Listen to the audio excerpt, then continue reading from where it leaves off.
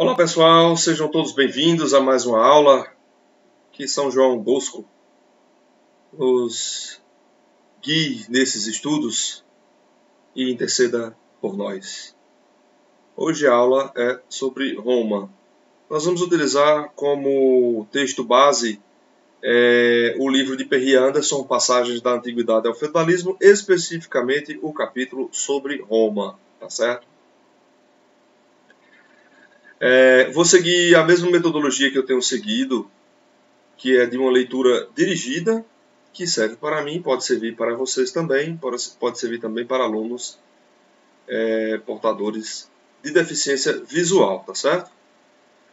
Que queiram escutar o texto, né? Então, estou seguindo essa metodologia, acho que tem sido positiva. E vamos fazer uma introdução e depois a gente segue para o texto de Roma propriamente dita, né? Aqui com o Perry Anderson, tá? Bom, antes de a gente tratar sobre Roma, é necessário a gente observar que na região da Itália já existiam povos instalados, entre eles os italiotas, etruscos e os gregos, também os povos latinos, e que já por volta do século X ao VIII a.C. já haviam povos nessa região, tá bom? Bom, é também importante nós frisarmos que a história de Roma pode ser dividida em três fases políticas, a primeira delas sendo a fase de monarquia, depois a fase de república e em seguida a fase de império, tá certo? A fase de monarquia vai do século 8 ao século 6 a.C. A fase de república vai do século 6 ao século 1 a.C. E a fase de império vai justamente do século 1 depois de Cristo, antes de Cristo, até o século 5 depois de Cristo, finalizando em 476 com a queda do Império Romano do Ocidente. Lembrando que o Império Romano do Oriente permanecerá de pé até 1453, né? Segundo a lenda, Roma teria sido fundada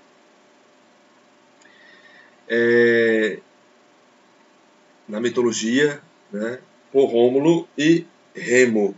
Na verdade, Rômulo matou Remo e se tornou o rei de Roma, né? Então, por trás da fundação há a história desses dois irmãos gêmeos.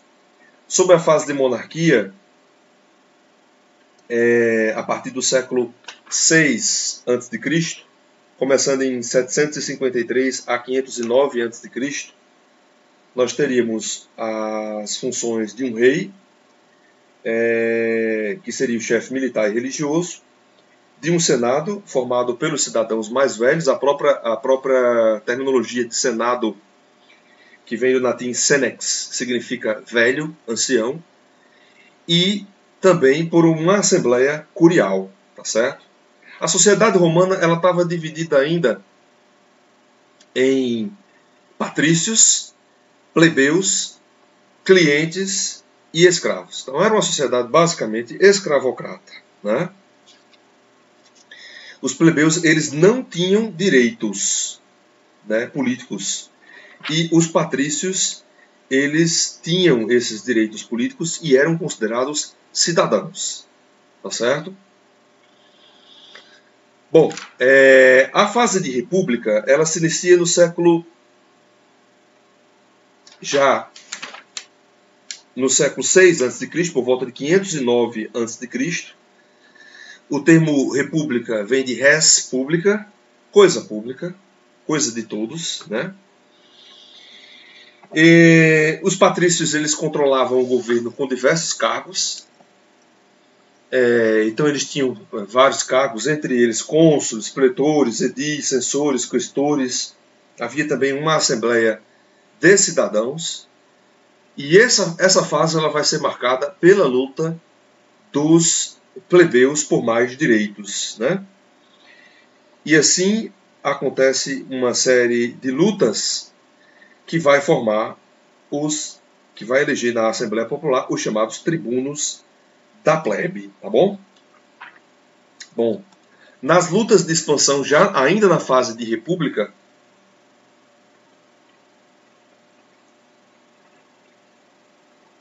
nós temos as guerras púnicas. Os púnicos eram os cartagineses, né? Ou também os fenícios, uma vez que Cartago foi fundada pelos fenícios, tá bom? Então a palavra púnico ela vem do latim e quer dizer justamente fenício, porque Cartago foi fundada pelos fenícios. Era uma importante cidade-estado no norte da África, e nós vamos ter as chamadas guerras púnicas entre 264 a.C. até 146 anos antes de Cristo. Com a conquista de Cartago, após penosa guerra, vai ser comum encontrarmos a terminologia Mare Nostrum para designar o mar Mediterrâneo, uma vez que os domínios romanos estavam extremamente vastos,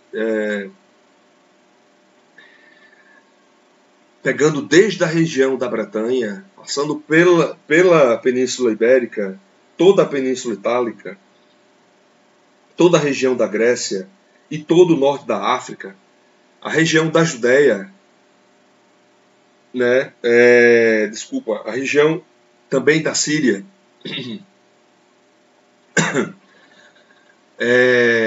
a região da Turquia. Então todo o mundo ocidental e parte já do Oriente era conquistado já pelos romanos, né? Então, qual a consequência? Já na fase de república, várias províncias romanas, como Sicília, Macedônia, Síria, Cartago, etc., se tornaram importantes, incluindo também, mais precisamente na fase de império, o Egito, né? Então, qual a consequência básica disso, né? Nós vamos ter um império extremamente vasto, com alta carga tributária, né? E também várias guerras, o empobrecimento geral também dos plebeus, o aumento do número de escravos, o que leva Tibério Graco a dizer no livro Plutarchus Live,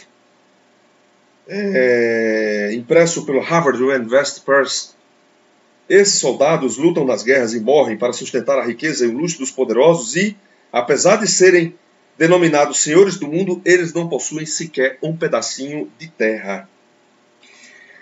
Vários cidadãos perderam suas terras. E a luta pela liberdade vai vir principalmente com relação aos tribunos da plebe, notadamente Tibério Graco, os irmãos Graco. Tibério foi morto pelos seus opositores. 10 anos depois, Caio Graco vai retomar esses projetos. Caio Graco vai morrer em confronto com seus opositores. E nós vamos ter a crise e o fim da República. Primeiro, a formação do primeiro triunvirato, com Júlio César, Crasso e Pompeu.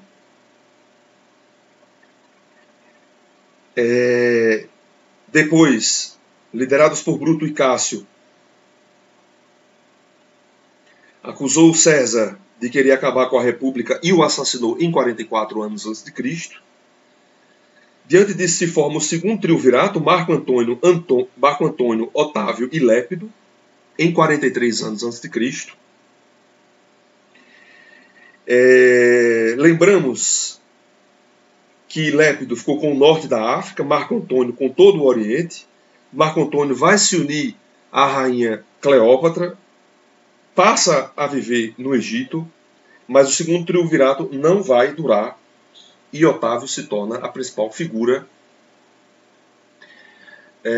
da República, do final da República Romana, já na crise da República Romana, e se torna o principal governante de seus domínios, começando, portanto, o período imperial de Roma, quando Otávio ele vai adquirir dois títulos, o de Augustus e o de imperador. O de Augusto era uma espécie até mesmo de título religioso, divino, sagrado, né? Vai diminuir o poder do Senado, né? Então, até o final do século II, a sociedade romana ela viveu um período de apogeu. Século II depois de Cristo, até o fim do século II, a sociedade romana ela vive um período de relativo apogeu, conhecido como Pax Romana, né? Mas a gente vai ter uma série de problemas. O império vai ficar extremamente vasto, né, dominando toda a região da Ásia, a antiga Mesopotâmia, Babilônia, né, e dominava toda a região ocidental, indo da Bretanha, a Gália, a Lusitânia, todo o norte da África. A carga tributária vai ficar extremamente alta, né? Também nós vamos ter uma inflação muito grande. A existência de uma moeda única vai facilitar, de certa maneira, o desenvolvimento econômico, né? A aplicação do direito romano e a expansão e desenvolvimento do Império Romano vai ser extraordinário. Também as construções, estradas e pontes, entre elas a Via Ápia e a Via Salária, né? É importante nós frisarmos também que por volta de 79 d.C. nós temos a grande tragédia da erupção vulcânica que vai cobrir, do vulcão Vesúvio, que vai cobrir toda a cidade de Pompeia, né? Destruir toda a cidade de Pompeia. E hoje sem sombra de dúvidas, um acervo importante sobre o Império Romano no século I.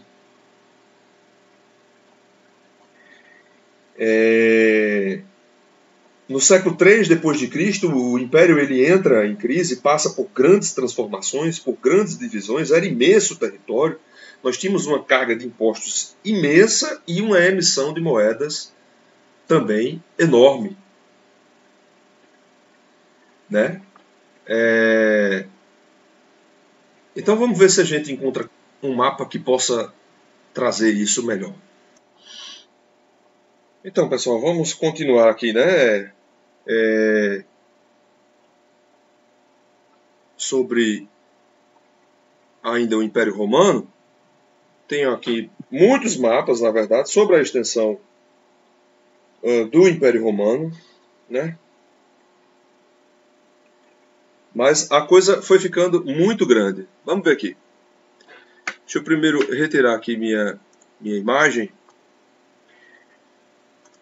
Uai, não está indo?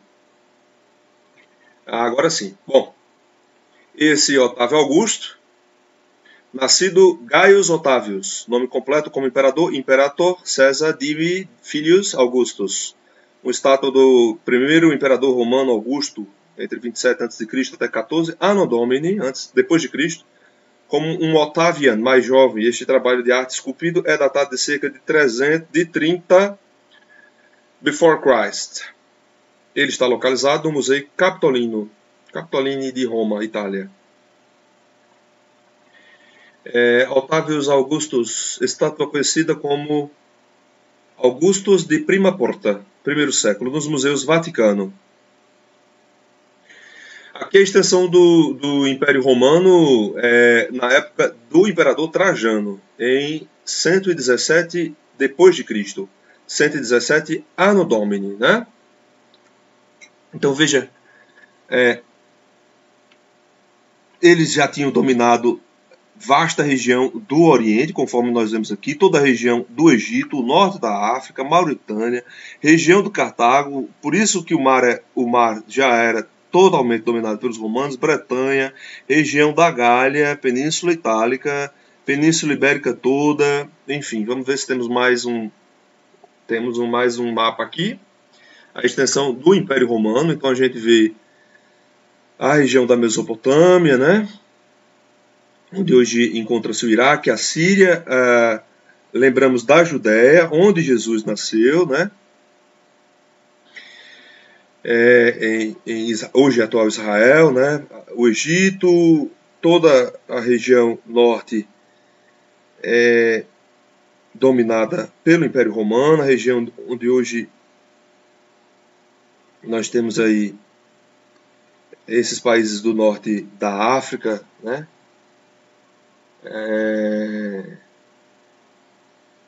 Argélia, Egito, né?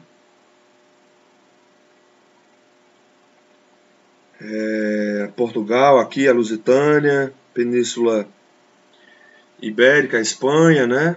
A Gália, e toda a Península Itálica, principalmente, e logicamente Roma, né? Deixa eu ver se eu tenho mais coisas aqui. Eu tenho muita coisa, na verdade, que eu posso mostrar para vocês, mas eu acho que a aula vai ficar longa, né? Como eu já falei para vocês, a Via Ápia, né? Acabei de falar, uma estrada romana de importância, né? Ainda hoje está de pé, né? Eu vou passando aqui, vamos ver o que a gente vai encontrando. Eu acho que é melhor ver algumas coisas mais específicas, né? Aqui o símbolo romano, né? Senatus Populescens Romani. Senado e o povo romano, né?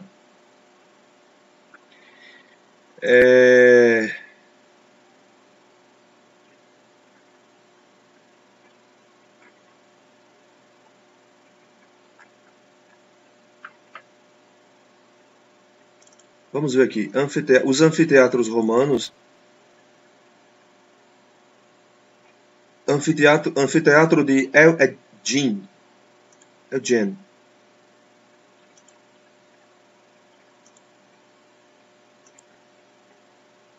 Alexandria. Anfiteatro Castrense, um anfiteatro que foi construído no século II na cidade de Roma. Anfiteatro de Capua. Anfiteatro de Elgin. Anfiteatro romano de Hierápolis. Na Turquia, ainda de Hierápolis, de Mérida, de Siracusa, na capital da Argélia, Anfiteatro Romano de Mérida, Anfiteatro de Arlesarena, ruínas do Teatro Romano em Hierápolis, Turquia, em Ávila, o Coliseu de Aegian,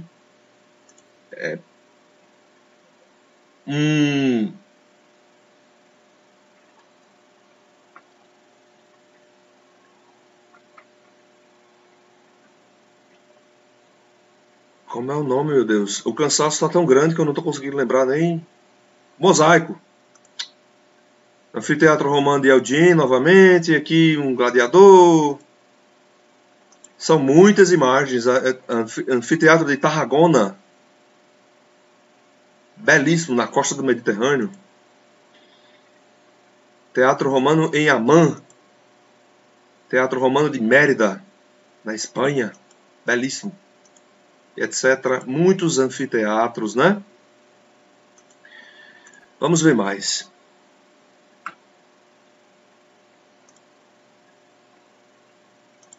Os aquedutos. Nós temos 3 apenas, que bom. Aquedutos dos Pegões, de Pont du Gard, na França, construídos em 19 a.C.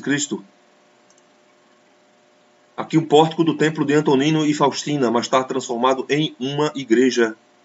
Aqui a gente vê inclusive a cruz de Cristo, né? Arcos. É a mesma imagem que a gente acabou de ver. Arco de Séptimo Severo, edificado em 203 Anno Domini, depois de Cristo já.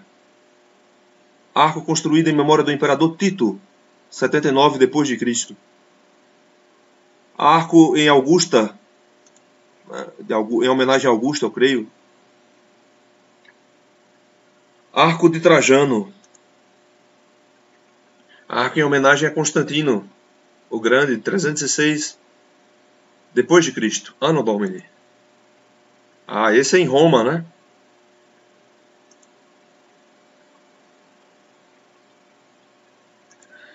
Ok.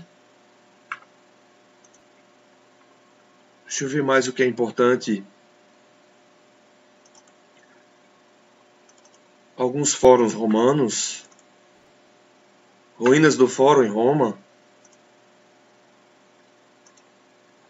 Uma maquete. Coluna erguida em homenagem ao imperador bizantino Focas.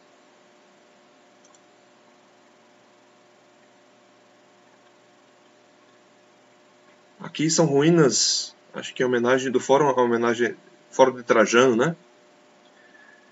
Espaço público em Roma, ruínas, né? Fórum Romano. O Fórum Romano. Ruínas do Fórum Romano. Novamente, aqui detalhes em cima. A mesma estrutura que a gente viu, que foi transformada em igreja católica, né? Aqui um afresco com cenas do Fórum de Popeia. Interessante, né? Aqui um mapa do centro de Roma durante o Império Romano com o Fórum e o Fórum Orlitorium e o Fórum Boarium. Eu tenho realmente muitas coisas que nem eu mesmo lembro por completo, né? Aqui o Senado, né? Acho que essa é uma pintura. Diz apenas referência aqui, Macário e Cícero. Eu não lembro. Cenas de uma série, da série Roma, uma das primeiras instituições republicanas da história o Senado, né?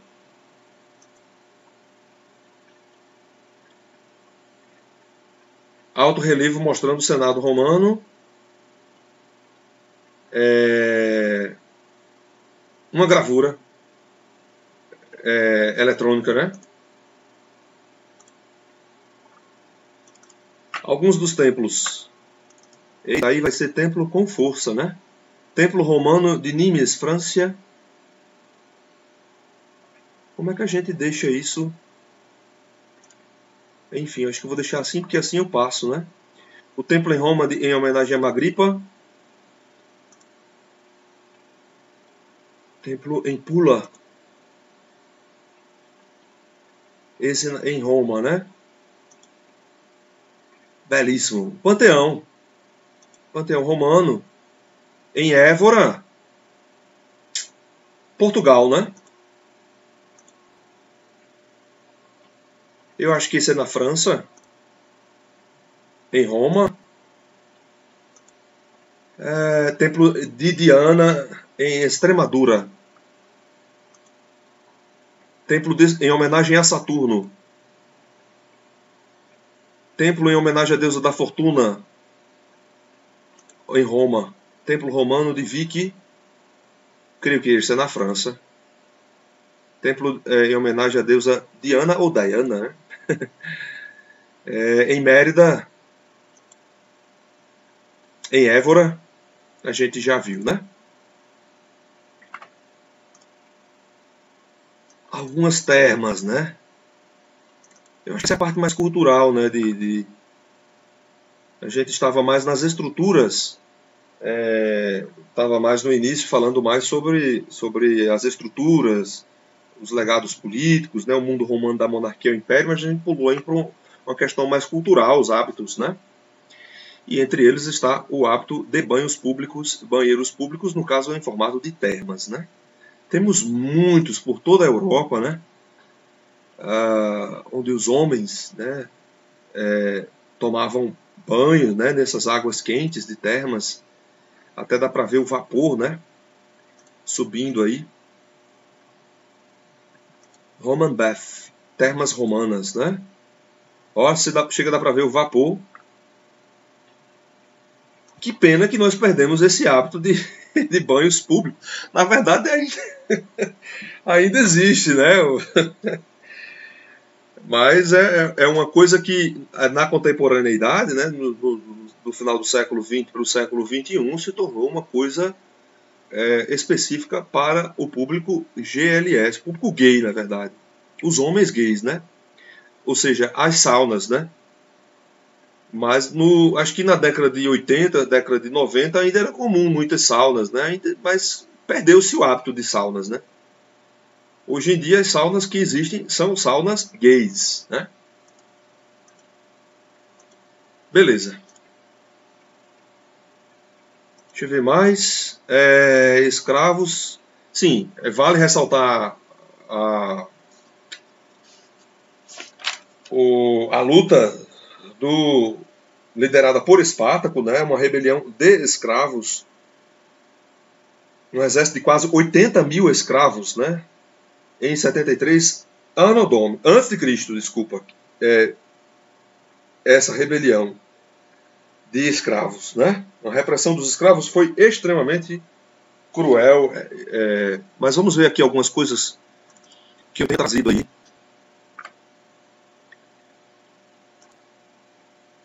Um aqueduto, né?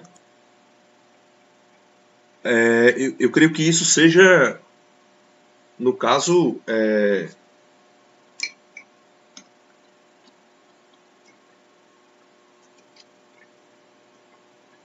canais, né? Canais.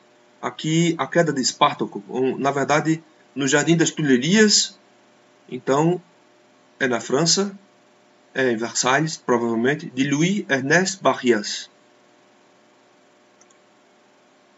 Aqui, um aqueduto romano. Aqueduto romano, mais aquedutos. Esse é até triplo aí, sei lá. Um elmo, né? Ou seja, um elmo de gladiador.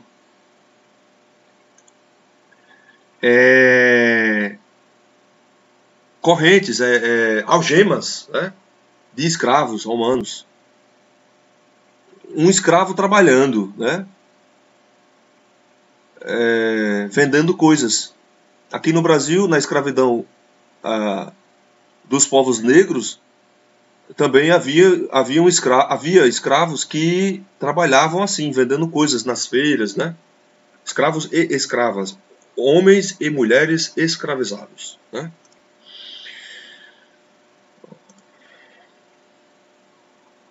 Espartaco, por 1830, é no Museu do Louvre.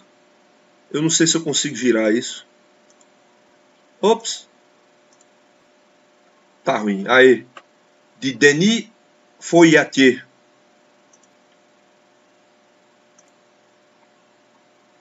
Gladiadores. Essa imagem aqui, esse mosaico é incrível, né? Mais um mosaico romano, encontrado na Tunísia, século II, escravos carregando jarras de vinho, usando vestimentas típicas de escravos, amuletos, etc.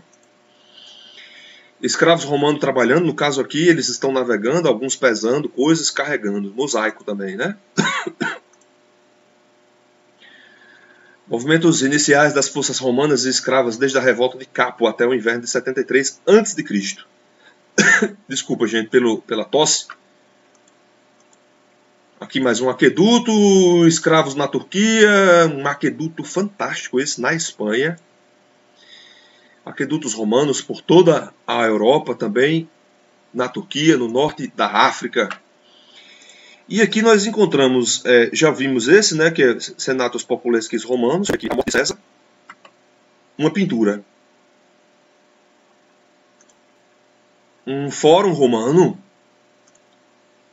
esse a gente já viu. Aqui a República Romana e o Império Seleucida em 200 a.C.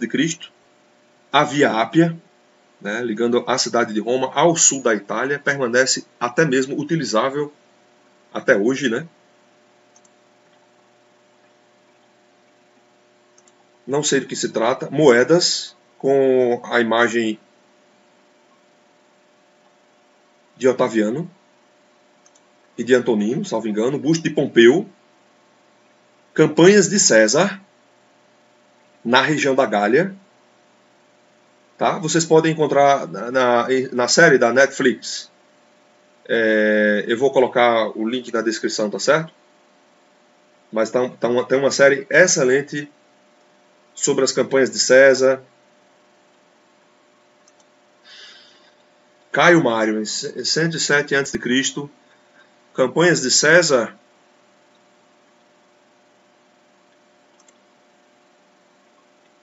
Cartago antes da Primeira Guerra Púnica. Veja a influência que Cartago tinha em quase todo o norte da África, no sul da Espanha, né? Nas ilhas aí, Córcega, Sardenha, etc., Sicília. Aqui uma imagem que mostra a cidade de Roma durante a República. Parece que é um busto de Pompeu o Magno. Caio Mário, o jovem, foi um político e general romano, filho de Caio Mário e primo de Júlio César. Político romano Marcus Licinius Crassus Dives, de 115 a 53 anos antes de Cristo, com vários homens crucificados. Nas campanhas de Júlio César, eles crucificaram 5.000 homens de uma vez só, né? Era uma coisa absurda. Denário com a efígie de Marco Emílio Lépidus. Divisão da província da Espanha, na época de Catão. Aqui um relevo, né? Um alto relevo, desculpa. Um exército romano. Um patrício importante, no caso aqui,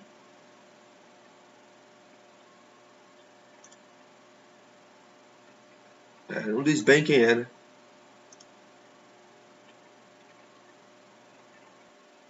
No caso aqui nós temos os Gracos, né? Ou seja, uma escultura representando os irmãos Graco. Obra produzida em bronze, está no Museu d'Orsay, em Paris, na França, né? Deixa eu ver mais, gente, o que é que tem aqui. Muita coisa, né? Esquemas e etc. É até bom saber que eu tenho tudo isso, mas realmente a gente já está em 33 minutos. O Assassinato de César, obra de Karl Theodor von Pilot, em 1865. O século XIX, né, produziu muitas imagens, né, muitas pinturas. Essa aqui é uma delas. Marco Antônio, Marco Licínio Crassus, né? Aqui o Mare Nostrum, a extensão do Mare Nostrum, perfeito. Marco Antônio, o crescimento do poder de Roma na Península Itálica. Isso a gente já vem trabalhando. Vamos ver mais o que encontramos aqui nos slides. Vou botar minha imagem aqui para vocês verem que eu ainda estou aqui, tá? Eu existo, eu ainda estou aqui. O Labarum, do latim Labarum, era um vexilo ou estandarte militar romano. Em especial, o que Constantino fez foi colocar o monograma do nome de Cristo em grego. Crestos. XP. PX, após sua vitória sobre Maxêncio, em Ponte Milvia, no Lábaro romano, ficando este conhecido como o Lábaro de Constantino. E esse mesmo PX, quando a gente faz a primeira comunhão, ele é bordado, né, na nossa camisa, né, branca, né? O PX de Cristo, né? o Lábaro de Constantino, né? Aqui o estandarte com o PX de Cristo, né? Fantástico.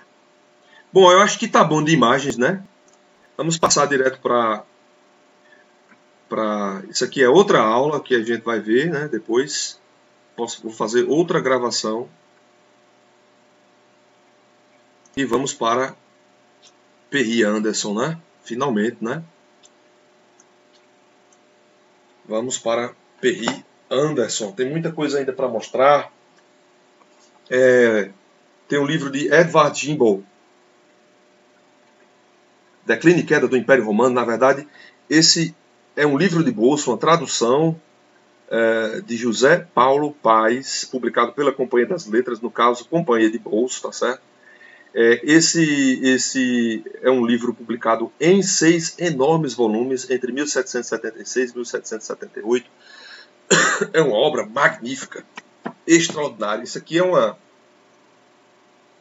versão resumida. Também nós temos um livro de Pierre Grimal, O Século de Augusto, fundamental.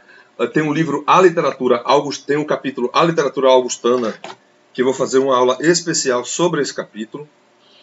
É o livro de Flávia Eyler, também é importante, História Antiga, Grécia e Roma, a Formação do Ocidente. E, claro, o próprio livro de Pierre Grimal, que a gente vai começar a ler agora. Eu vou aumentar a letra aqui, para ver se fica melhor, né, pra gente. Eu acho que fica melhor, né, pessoal? Vamos lá. A ascensão de Roma marcou um novo ciclo de expansão imperial urbana, que não apenas representava um deslocamento geográfico no centro de gravidade do mundo antigo para a Itália, mas também um desenvolvimento socioeconômico do modo de produção, que fora pioneiro na Grécia e que tornava possível um dinamismo muito maior e muito mais duradouro do que aquele que o período helênico produzira.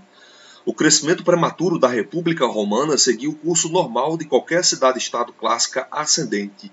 Guerras locais com cidades rivais, anexação de terras, sujeição de aliados, fundação de colônias. Em um aspecto crítico, no entanto, o expansionismo romano se distinguia em princípio da experiência grega. A evolução constitucional da cidade conservou todo o poder político aristocrático durante a fase clássica da sua civilização urbana. A monarquia arcaica foi dominada por uma nobreza no período mais antigo de sua existência, no final do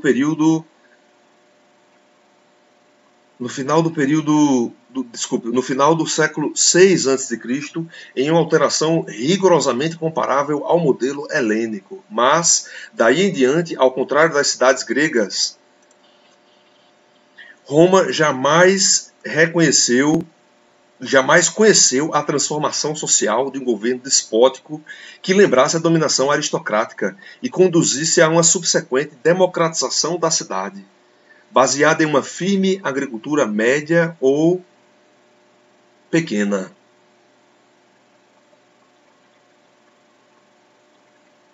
Lembrar do livro de Richard Sennett, Carne e Pedra, certo?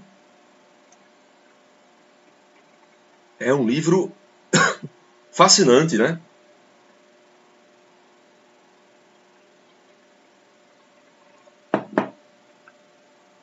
É um livro espetacular.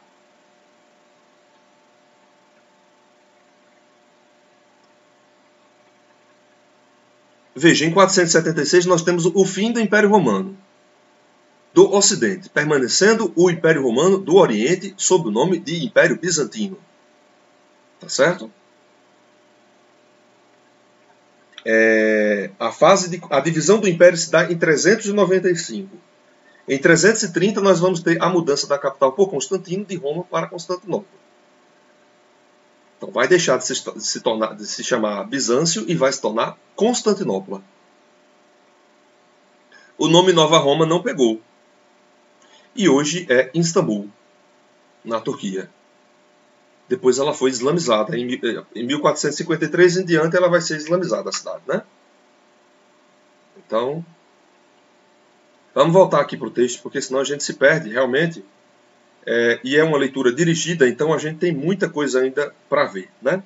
Em vez disso, a nobreza hereditária manteve seu poder sólido baseado em uma constituição cívica extremamente complexa, que passou por importantes modificações populares no decorrer de uma prolongada luta social dentro da cidade, mas que nunca foi abolida ou substituída.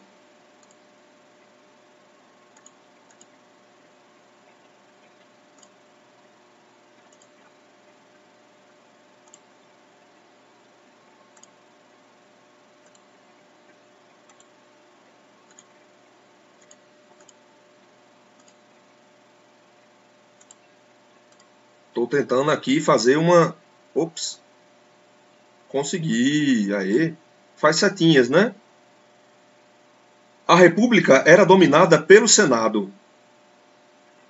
Vamos para a próxima página. Ops. Meu Deus. Só um instante, gente. Voltando. Que nos 2 primeiros séculos de sua existência era controlado por um pequeno grupo de clãs patrícios. A qualidade de membro do Senado, que era cooptativa, era vitalícia. Os magistrados anuais, dos quais os 2 mais elevados eram cônsules. Cadê a canetinha? Acabei de colocar aí.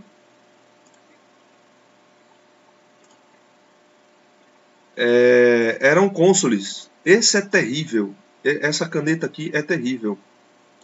Mas eu vou continuar com ela, porque essa outra aí... Deixa eu ver se essa vermelha aqui é melhor. Ah, essa daqui pode ser até que dê certo. Eram eleitos por assembleias, vou refazer até para ficar mais bonitinho, né? Populares, compreendendo toda a cidadania de Roma, mais organizada em unidades centuriadas, desiguais, ponderadas de maneira a garantir a maioria às classes proprietárias. Os consulados eram os cargos públicos executivos supremos do Estado e constituíram juridicamente monopólio de uma restrita ordem de patrícios até 366 a.C. Vou aumentar a letra aqui, para ver se vocês... Não aumenta?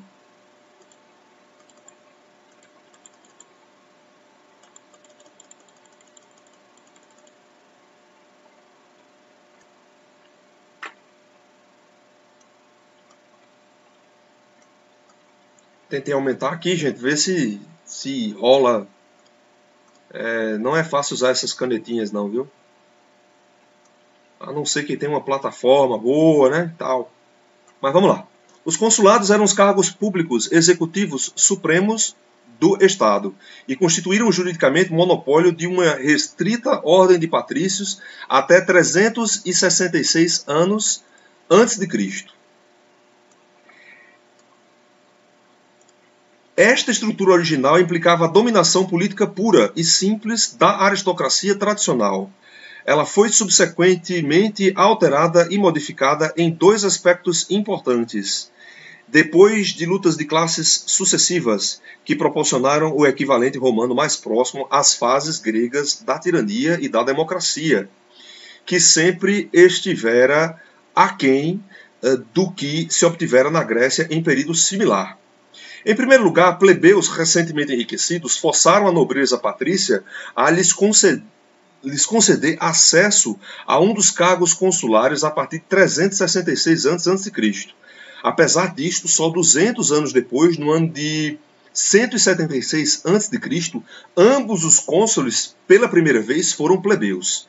Esta lenta mudança levou a uma ampliação da composição do próprio Senado, uma vez que os antigos cônsules automaticamente se tornavam senadores. O resultado foi a formação social de uma nobreza mais extensa, incluindo famílias patrícias e plebeias, em vez da derrubada do próprio sistema aristocrático, como tinha acontecido na época dos tiranos na Grécia.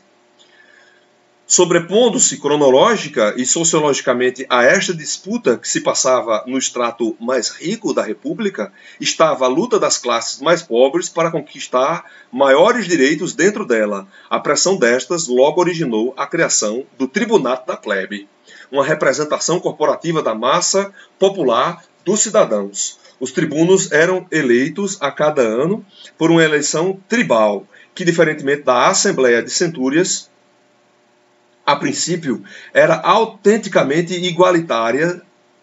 As tribos eram, como na Grécia arcaica, realmente territoriais em vez de divisões familiares da população. 4 na cidade, 17 fora dela, uma indicação do grau de urbanização naquela data. O tribunato formava uma representação secundária e paralela, planejada para proteger os pobres da opressão dos ricos. Parece que o cara é marxista, né? Ele é. Então, Perry Anderson é uma abordagem marxista. Que proteger os pobres da opressão dos ricos, que nada, né? Mas vamos lá. É absolutamente anacrônico pensar dessa forma. Não faz sentido. Não faz sentido. Na verdade, faz sentido a gente pensar em relações de poder, faz sentido a gente pensar em redes de poder, né? Que é algo trabalhado muito pela Universidade Federal Fluminense, mas para a história do Brasil a gente pode utilizar também outros historiadores, né? Guarinello pensa de modo diferente, né? A história antiga ela não pode ser pensada em terminologias e em esquemas do século XIX, né? E, finalmente, no início do século III a.C., as assembleias tribais que elegiam os tribunos ganharam poderes legislativos e os próprios tribunos direitos nominais de veto sobre os atos dos cônsules e os decretos do Senado. A direção desta evolução correspondia ao processo que levará à polis democrática na Grécia. Mas aqui também o processo foi detido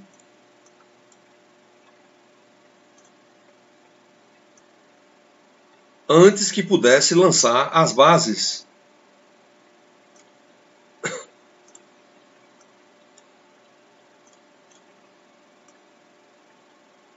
Fazer assim para a gente... Antes que pudesse lançar as bases para a nova constituição política para a cidade.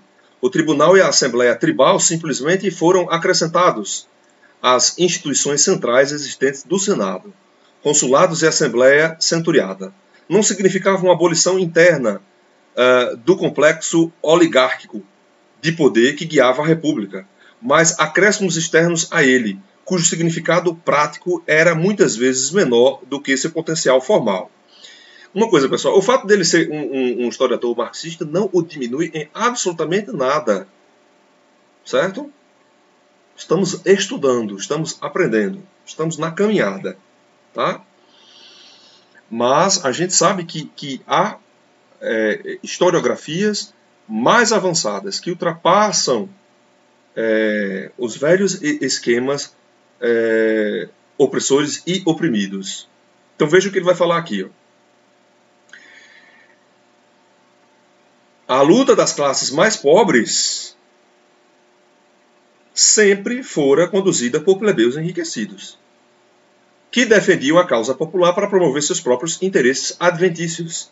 E isto continuou verdadeiro até mesmo depois que os novos ricos ganharam acesso às fileiras da própria classe senatorial. Os tribunos, em geral homens de considerável fortuna, tornaram-se assim dóceis instrumentos deste Senado por longos períodos. A supremacia aristocrática na República não foi muito seriamente abalada. A plutocracia, governo de poucos, governo de ricos, né? Agora simplesmente engrandecida, governo de ricos, desculpa. Oligarquia, governo de poucos.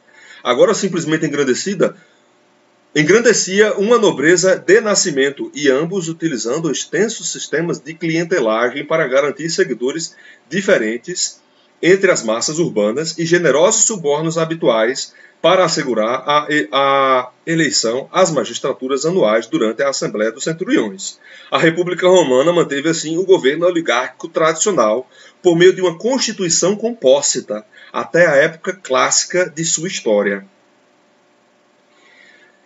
A estrutura resultante da cidadania romana, desta maneira, era inevitavelmente distinta da que havia sido típica na Grécia clássica. A nobreza patrícia muito cedo se empenhara em concentrar a propriedade de terras em suas mãos, reduzindo o campesinato livre mais pobre à escravidão por débito, como na Grécia, e se apropriando do arge publicus, ou terras comuns, que eles usavam para pastagens e cultivos. A tendência a humilhar o campesinato pela escravidão por débito, a condição de rendeiros dependentes, foi refreada, apesar de continuar existindo o problema dos próprios débitos. Eu falei do professor Guarinello, aqui está o livro, desculpa, História Antiga, Norberto Luiz Guarinello, pela editora Contexto. Comprem, tá? Comprem o livro do professor lá da USP em História Social. Acho que do doutorado, programa de pós-graduação em História Social, o professor trabalha lá, quem quiser ser orientado por ele, tá? É só entrar em contato, acho que no site deve ter o nome do professor Norberto Luiz Guarinello, tá certo? Também eu tenho o livro de Pierre Cabanes, História da Antiguidade. Ele vai da Antiguidade e aí ele vai falar desde a questão metodológica, as várias metodologias que podem ser aplicadas, e aí chegando até a Grécia e Roma, tá certo? Então, um livro também importante, tá? Do professor Pierre Cabanes, pela editora Vozes. Ok? Editora Vozes. Vocês também podem encontrar o livro Grécia e Roma, de Mário Curtis Giordani. Tá certo? Também pela editora Vozes. Eu não vou ler as notas de rodapé, porque senão vou só citar. Brunt, tá bom? Ele cita aqui, porque senão vai ficar muito longo o texto, tá certo? Bom, vamos lá.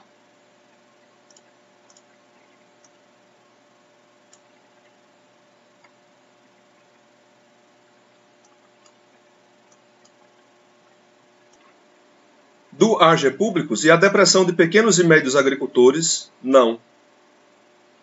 Não houve transformação social, econômica ou política para estabilizar a propriedade rural do cidadão comum em Roma, comparável com o que houvera em Atenas ou de maneira diversa em Esparta.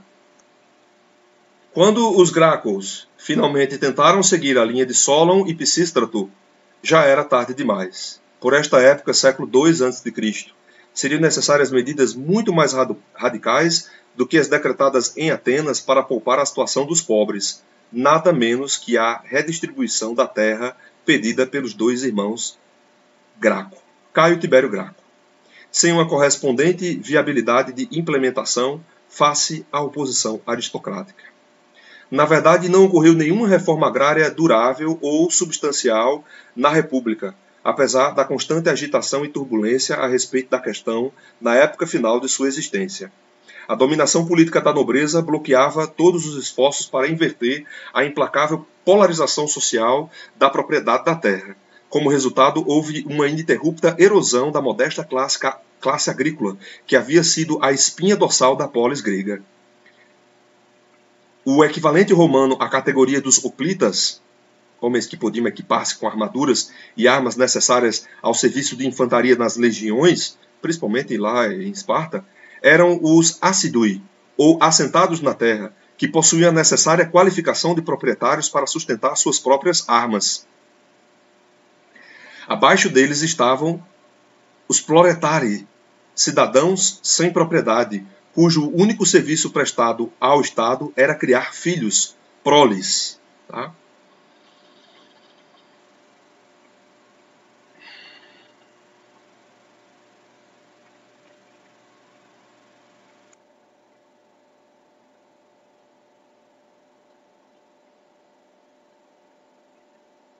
Abaixo deles estavam os proletari, cidadãos sem propriedade, cujo único serviço prestado ao Estado era criar filhos, proles. Proletário vem dessa palavra, né? Prole. Filhos.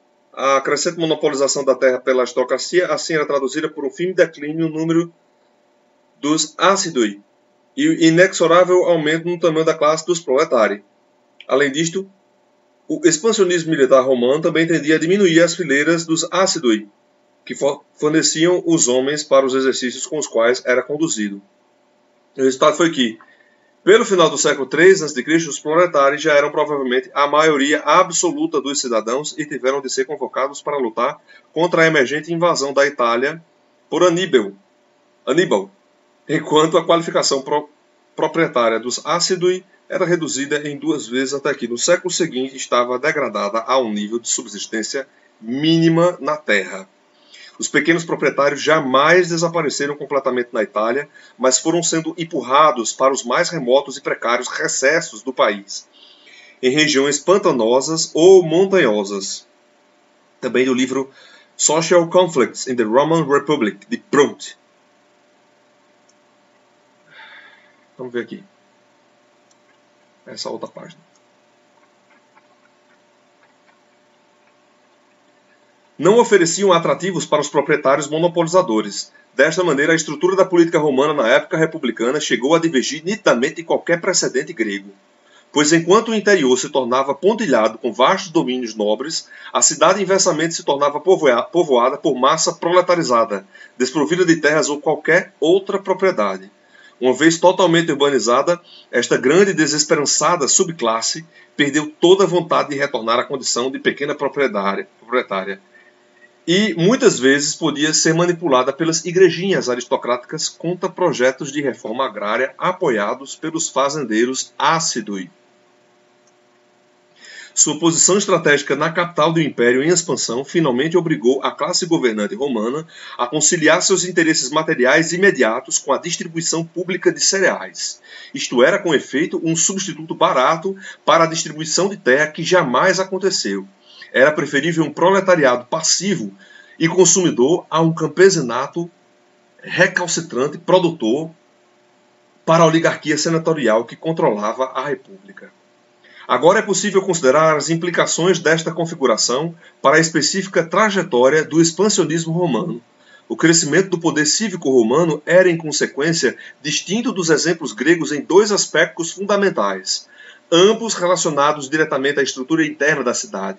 Em primeiro lugar, Roma provou ser capaz de ampliar seu próprio sistema político para incluir as cidades italianas durante sua expansão peninsular. Desde o começo, ela havia, diferentemente de Atenas, tem um errinho aqui, desde o começo, exigido de ser um erro de editora, né, um erro gráfico, exigido de seus aliados tropas para os seus exércitos, e não dinheiro para seu tesouro. Desta maneira, diminuindo a carga de sua dominação na paz e unindo-os solidamente em tempo de guerra. Neste ponto, seguiu o exemplo de Esparta, embora seu controle militar central das tropas aliadas fosse sempre muito maior.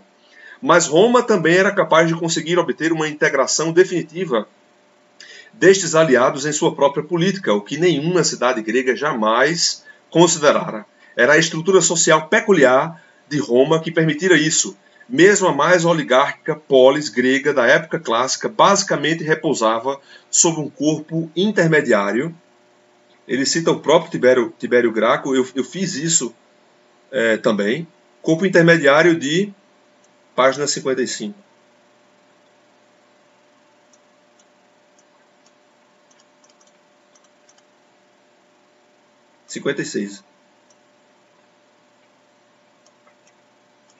De cidadãos proprietários e impedir as disparidades econômicas extremas de riqueza ou pobreza na cidade. O autoritarismo político de Esparta, exemplar na oligarquia helênica, não significava uma polarização de classe dentro da cidadania. Outra coisa aqui, né? Moses Finley, ele diz que não é bem que Esparta fosse autoritária, né? Ou necessariamente uma cidade militarizada. Era uma cidade policialesca, né? Vocês podem encontrar mais procurando aí livros de Moses Finley, tá? Realmente, como vimos, bom, lembrando que Perry Anderson também escreveu Linhagens do Estado Absolutista, tá? Esse é outro livro dele, Passagens da Antiguidade ao Feudalismo. Era acompanhado por um acentuado igualitarismo econômico na época clássica, incluindo provavelmente a distribuição de propriedades rurais inalienáveis a cada espartano, exatamente para proteger os hoplitas contra o tipo de proletarização que os surpreendeu em Roma. Veja que está em aspas. A gente não tem como falar em proletariado, né? Um século antes de Cristo, até 4 séculos, até 5 séculos depois de Cristo, enquanto Roma ocidental se mantém de pé. Né? Esse termo, inclusive, é um termo mais próprio para análise marxista no século XIX. Né? Então, é localizado historicamente. Tá? Dando continuidade. A polis grega clássica, qualquer que fosse o seu grau relativo de democracia e oligarquia, detinha uma unidade cívica enraizada na propriedade rural da localidade mais próxima. Pela mesma razão, era territorialmente sem elasticidade, incapaz de uma expansão sem perda de identidade. Em contraste, a Constituição romana não era simplesmente oligárquica na forma, era muito mais profundamente aristocrática em conteúdo, pois atrás dela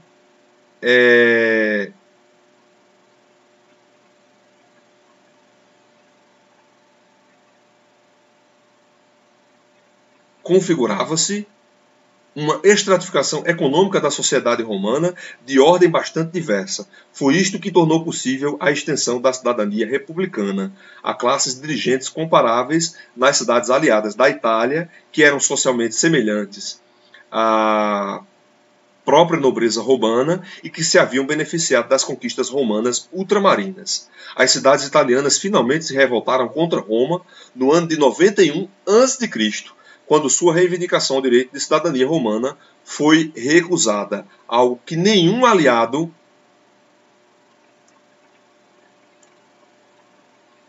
ateniense ou espartano jamais havia requerido. Mesmo então, o objetivo de suas leis era um Estado peninsular italiano, com uma capital e um senado em manifesta imitação da própria ordem romana unitária, em vez de um retorno a uma independência municipal dispersa. A rebelião italiana foi derrotada militarmente no longo e amargo conflito da chamada Guerra Social, mas no subsequente torvelinho das guerras civis entre as facções de Mário e Sila na República, o Senado pôde outorgar o programa político básico dos aliados.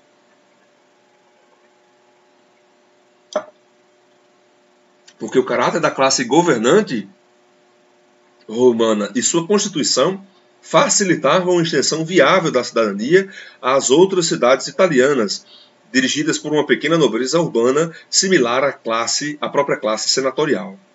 Dispondo de riqueza e tempo ocioso para participar do sistema político da República, mesmo à distância, a nobreza italiana não consumou imediatamente de maneira alguma suas aspirações políticas a um cargo central no Estado romano.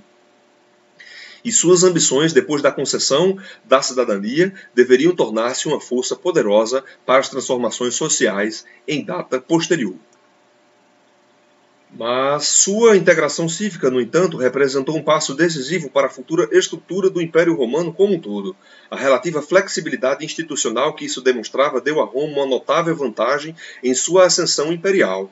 Era um escape aos dois polos entre os quais a expansão grega se havia repartido e onde só sobrara um prematuro e impotente encerramento da cidade-estado ou um meteórico triunfalismo real às suas custas. Comparativamente, a fórmula política da Roma republicana marcou um avanço notável na sua eficácia relativa. Além do mais, a inovação decisiva da expansão romana era fundamentalmente econômica. A introdução do latifúndio escravo em larga escala pela primeira vez na antiguidade.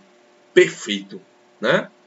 Ou seja, uma sociedade extremamente voltada para a grande propriedade e escravocrata. Tá bom? Mas é importante a gente lembrar que essa escravidão era uma escravidão diferente da escravidão africana moderna, certo? A escravidão de homens e mulheres africanos, negros, tá?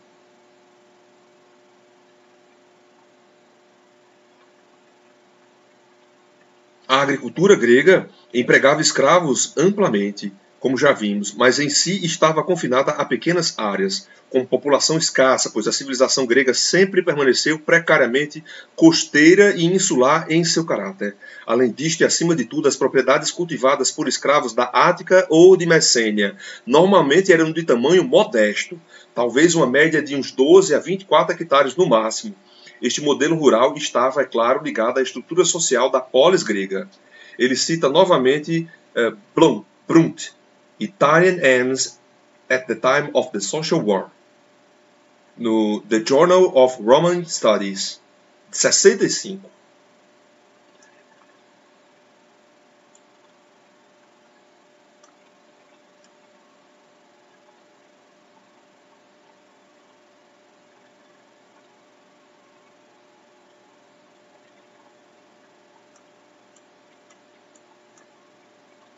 Com sua ausência de grandes concentrações de riqueza, em contraste, a civilização helênica havia testemunhado imensas acumulações de propriedades de terras nas mãos de dinastias e de nobres, mas nenhuma escravidão agrícola estendida sobre vastas áreas. Foi a República Romana, que primeiro uniu a grande propriedade agrícola com a escravidão em grupos no interior em maior escala. O advento da escravidão como um modo de produção organizado, inaugurou, como na Grécia, a fase clássica que distinguiu a civilização romana, o apogeu de seu poder e de sua cultura. Mas enquanto na Grécia isto havia coincidido com a estabilização da pequena agricultura e de um compacto corpo de cidadãos, em Roma foi sistematizado por uma aristocracia urbana, a qual já gozava de um domínio social e econômico sobre a cidade. O resultado foi a nova instituição rural do latifúndio escravo extensivo. A mão de obra para as enormes explorações que emergiam do século III a.C. em diante era abastecida pela espetacular série de campanhas que deu a Roma o poder sobre o mundo mediterrâneo. As guerras púnicas, macedônica e contra Jugurta, Mitrídates e a Gália, que despejavam cativos militares na Itália para o proveito da classe dominante romana. Ao mesmo tempo, isso faz muito sentido. Faz absoluto sentido. Ao mesmo tempo, as sucessivas lutas cruéis no próprio solo da península, a guerra contra Aníbal, a guerra social e as guerras civis, entregavam nas mãos da oligarquia senatorial ou de suas falanges vitoriosas os grandes territórios expropriados das vítimas derrotadas nestes conflitos, especialmente no sul da Itália. Além disto, estas mesmas guerras externas e internas acentuavam dramaticamente o declínio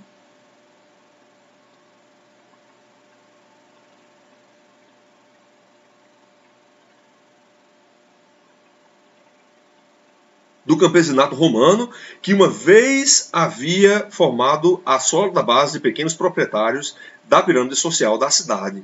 As guerras constantes envolviam uma mobilização incessante. Os cidadãos ácidos, chamados as legiões, ano após ano morriam aos milhares, enquanto aqueles que sobreviviam eram incapazes de manter sua propriedade na terra natal. Que é uma coisa que está presente tanto quanto no filme Gladiador. Tá certo? Eu vou colocar na descrição, se eu conseguir o link eu também coloco, senão fica somente o nome em filmografia, tá? Eu estou fazendo assim nas descrições.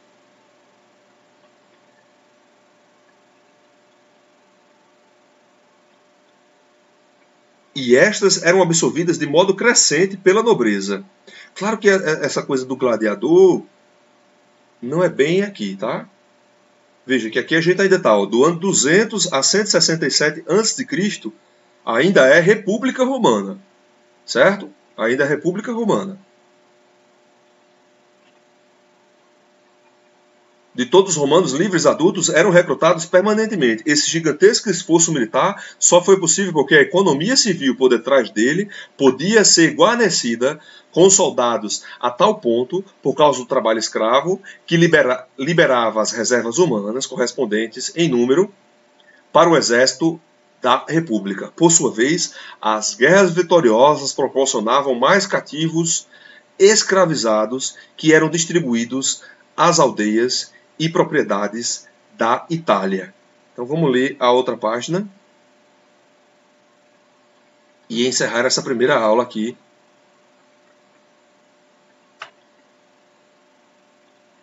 Dá por encerrado, porque a gente não encerra o texto. O capítulo é enorme. O resultado final foi o surgimento de propriedades agrícolas trabalhadas por escravos de uma até então desconhecida imensidão. Nobres proeminentes como Lucius Domitius Aenobarbus podiam possuir até mais de 80 mil hectares no século I a.C. Então a gente já está no Império. Estes latifúndios representavam um novo fenômeno social que transformava o interior rural italiano. Eles não formavam necessária ou invariavelmente, é claro, blocos consolidados de terra, cultivados comunidades isoladas. Comumente o latifundiário possuía um grande número de vilas de tamanho médio, às vezes contíguas, mas talvez também, em muitos casos, distribuídas pelo país, planejadas de modo que tivessem uma vigilância ótima por vários feitores e agentes. Mesmo tais proprietários dispersas eram, no entanto, mesmo tais propriedades dispersas eram, no entanto, notavelmente maiores do que suas predecessoras gregas, frequentemente excedendo os 120 hectares. 500 iugera, a unidade de medida, e propriedades consolidadas, como a de Plínio, o jovem, na Toscana, podiam ter 1.200 hectares ou mais.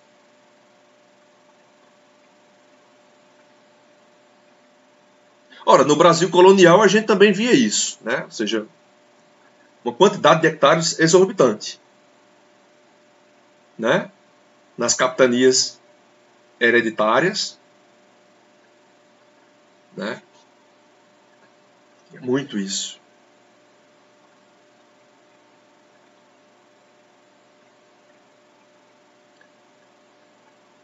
O aparecimento dos latifúndios italianos levou a um grande aumento da pecuária e da cultura intercalada de uva, oliveiras e cereais. O influxo de trabalho escravo era tão grande que, na fase final da República, não apenas a lavoura italiana estava inteiramente remodelada por ele, mas o comércio e a indústria também estavam intensamente invadidos. Talvez uns 90% de artesãos de Roma fossem de origem escrava. Escravidão branca. Mas quando a gente vê o domínio do norte da África e de outras regiões, aí a gente vai ver escravos negros.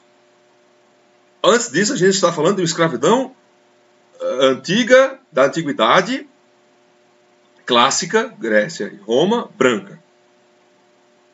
A natureza da gigantesca sublevação social que envolveu a expansão imperial romana e a força motora básica que a sustentou podem ser percebidas com a completa transformação. Ele cita K.D. White, Latifundia, no Bulletin of the Institute of Classic Studies, e novamente Blunt, Social Conflicts in the Roman Republic. Vamos para a página seguinte terminar o parágrafo, né?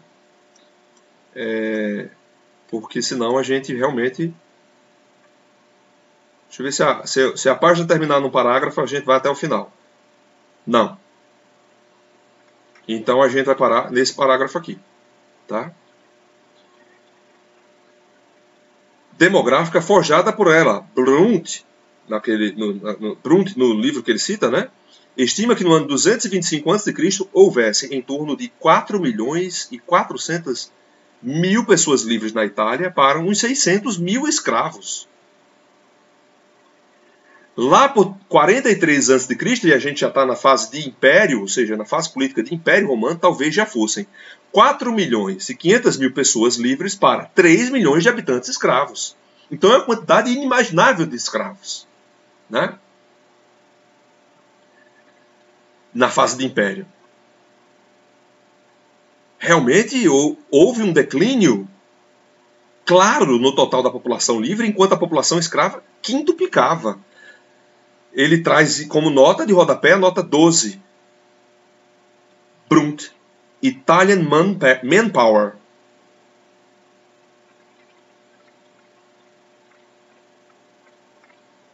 Tá? Nada semelhante havia sido visto antes no mundo antigo.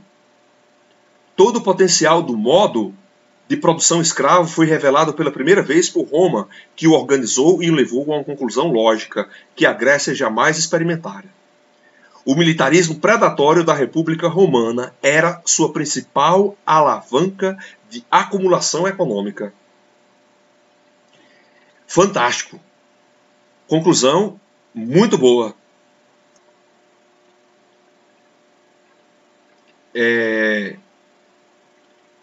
Podemos também ver o livro em História Econômica Geral, um capítulo específico sobre a economia romana, do professor Ciro de Barros Rezende Filho.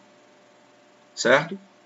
Então, esse livro eu utilizei nas disciplinas, quando eu ministrei as disciplinas de História Econômica Geral na Universidade Federal de Campina Grande.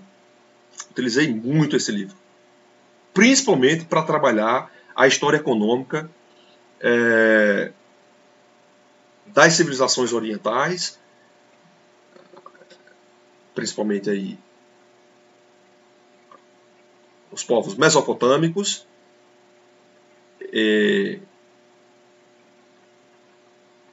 Egito Antigo e o Império Persa, e as civilizações clássicas Grécia e Roma. Então, o militarismo predatório da República Romana era sua principal alavanca de acumulação econômica. O professor Ciro Rezende, ele trabalha essa questão econômica de Roma em um capítulo excepcional, certo? Deixa eu ver se o professor Ciro ainda, se eu encontro aqui o professor Ciro, se ele é vivo ainda. Vou botar pausa aqui. Quase que eu matava o professor Ciro Rezende, né? O Lattes dele está atualizado em 2008. Também está no Escavador, é doutor em História Social pela USP.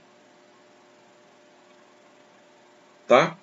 Já é professor assistente doutor na Universidade de Taubaté, etc.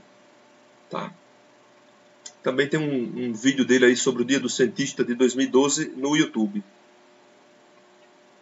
Vou colocar o link do livro do professor Ciro Barros Rezende Filho.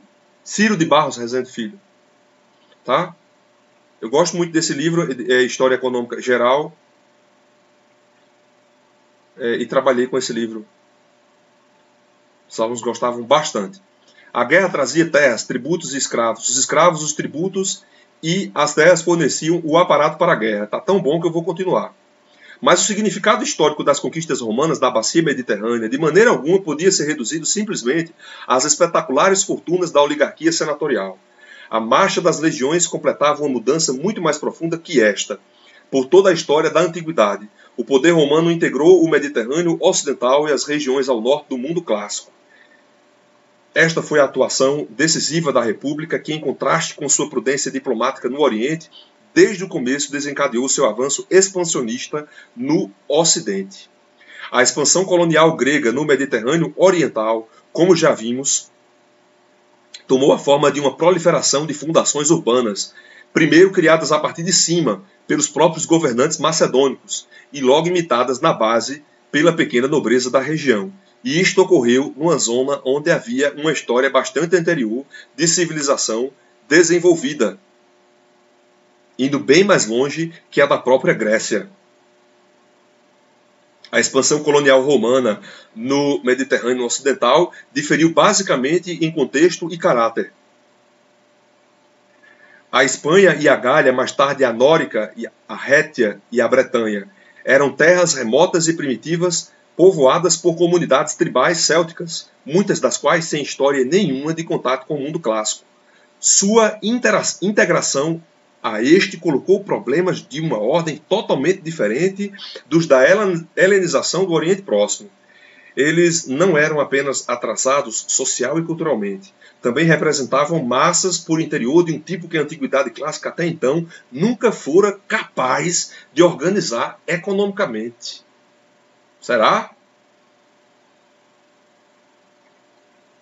Ora que eram muito bem organizados economicamente. A gente não pode pensar, principalmente Roma, a gente tem que pensar a complexidade do Império Romano, em suas estruturas, em suas instituições,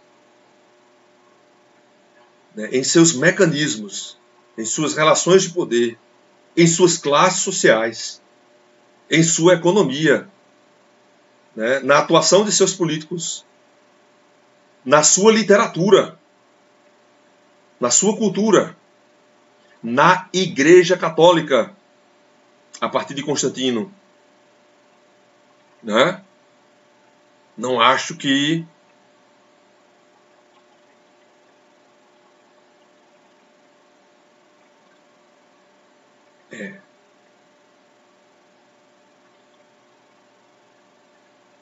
Sim. No caso do Oriente Próximo, sim. Aqui eu entendi o capítulo, o parágrafo melhor. Statat já é 1h09 da manhã, o professor já está realmente mais do que passado, né? Novamente, lembrando aqui, Brunt, Italian Manpower, de 1970. É isso mesmo? A matriz original da cidade-estado era o estreito litoral e o mar. Ops.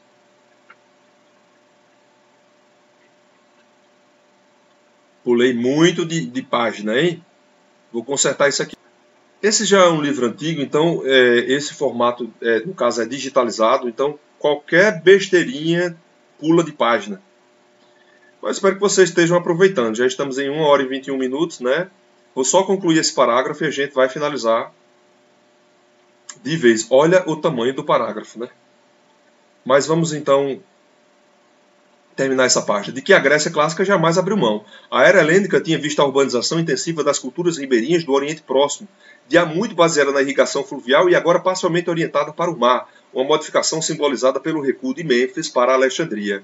Mas o deserto fica logo atrás de toda a faixa costeira do Mediterrâneo meridional e oriental, de maneira que a profundidade da colonização nunca foi muito grande no Levante ou no norte da África. O Mediterrâneo Ocidental, entretanto, não oferecia nem um litoral, nem um sistema de irrigação para as fronteiras romanas que avançavam. Aqui, pela primeira vez, a Antiguidade Clássica confrontava-se com uma grande massa de terras interiores desprovidas de prévia civilização urbana. Foi a cidade-estado romana que havia desenvolvido o latifúndio escravo rural que se mostrou capaz de dominá-las. Procede extremamente pertinente. Análise profunda, bases realmente impecáveis, conclusões extraordinárias. Né? Perry Anderson é fundamental. As rotas fluviais da Espanha e da Gália assistiram a esta penetração, mas o ímpeto irresistível que transportava as legiões ao Tejo, ao Loire, Tâmisa e Reno era o do modo de produção escravo que se propagava na terra. Veja que ele ainda está no modo de produção escravo, né? Quem sou eu para questionar, né, os termos e a perspectiva do autor Perry Anderson? Né?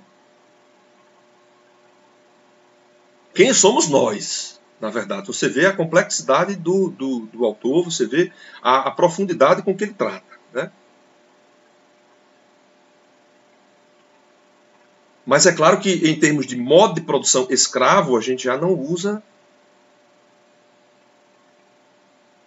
em outras perspectivas de outros autores. Tá certo? Não que as novas perspectivas sejam melhores do que a dos autores mais antigos. Por isso estamos trabalhando com Perry Anderson. Por isso que o livro de Perry Anderson, Linhagens do Estado Absolutista, ainda é o livro referenciado quando a gente trata de absolutismo monárquico. Junto, claro, com os reis taumaturgos, de Mark Bloch, o Corpo Duplo do Rei, de Kantarovsky, A fabricação do rei de Petersburg mais novo, mais recentemente, né? Entre outros livros importantes para se tratar sobre o absolutismo monárquico.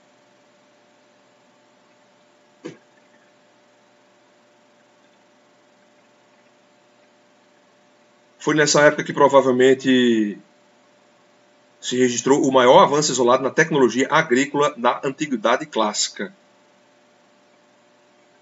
A descoberta do moinho rotativo para o trigo, que em suas duas principais formas foi primeiro demonstrado na Itália e Espanha na metade do século II a.C. É engraçado quando a gente fala de Revolução Industrial e acha que a Revolução Industrial em fins do século XVIII foi algo... Na verdade, a gente já tinha moinhos rotativos, a gente tinha artefatos, a gente tinha máquinas já na Antiguidade Clássica. Já no Império Romano. Já em Roma Antiga. Como queiram tratar, já em Roma. Mas aqui, especificamente, a gente já está em Império Romano, viu? Foi o primeiro demonstrado na metade do século II a.C. já. O Império Romano vai aí, conforme eu disse, né? Do século I ao século V depois de Cristo, Anno Domini, concomitantemente com a expansão romana no Mediterrâneo Ocidental e o símbolo de seu dinamismo rural. O êxito da organização da produção agrícola em grande escala pelo trabalho escravo foi a condição primeira da conquista e colonização permanente das extensas terras interiores do Ocidente e do Norte. E também na Idade Média, viu? Artefatos fantásticos. Em toda a Idade Média. Então essa coisa de que só existiu maquinofatura a partir dos teares, do desenvolvimento dos teares, lá na Inglaterra, é pobre. É simplista, né? A Espanha e a Gália, junto com a Itália, permaneceram as províncias romanas mais profundamente marcadas pela escravidão até o final do Império. Aqui ele cita L.A. Moritz, Grand Mille, Flower in Classical Antiquity, Jones, Slavery in the Ancient World. E é isso. Bom, então eu vou parar na página 61.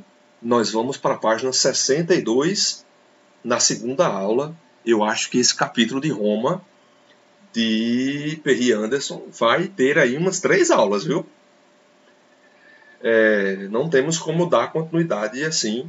Então, vamos para a página 62, tá certo? Bom, pessoal,